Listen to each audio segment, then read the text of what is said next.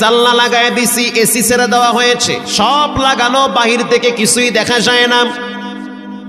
In the মিন টাইমে মসজিদের বারান্দার দরওয়াজায় কে যেন নক করতেছে।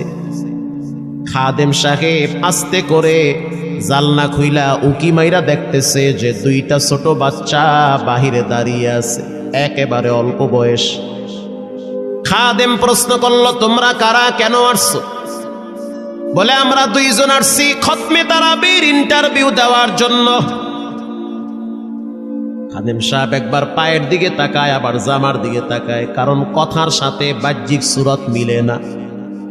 অন্য অন্য ছাত্রদেরকে দেখছি কত উন্নত পোশাক পরে, গেটআপ কত সুন্দর করে ইন্টারভিউ দেওয়ার জন্য আসছে, আর এই দুইজনের দিকে তাকায় দেখলাম মনে হয় রাস্তায় ভিক্ষা করতে করতে আইছে, মানায় না, একেবারে গরিব। খাদেম বলল, ইন্টারভিউর ম্যাচ শেষ, চলে যাও বাড়িতে, নেওয়া হবে না। যাদের ব্যাপারে পরীক্ষা নেওয়া হয়েছে তাদের ব্যাপারে ঘোষণা দেওয়া হবে।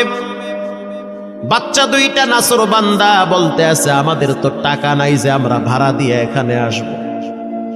বাবায় বড় কষ্ট করে 2-4টা টাকা জমা কইরা পকেটে দিয়া পাঠায় দিছে, এজন্য আসতে দেরি হয়েছে।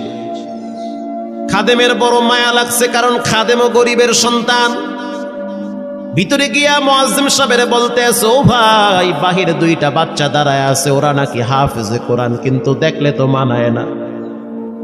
মুয়াজ্জিম সাহেব ধমক দিয়া বলতে আছে, কোনো সুযোগ নাই, তাড়ায় দাও। খাদেম গিয়া ইমামের কানে কানে বলতে আছে, হুজুর, বাহিরে দুইটা বাচ্চা দাঁড়িয়ে আছে, চেহারার ভিতরে এত মায়া, কিন্তু বাহ্যিক সুরত মিলে না, ওরা নাকি কোরআনের হাফেজ।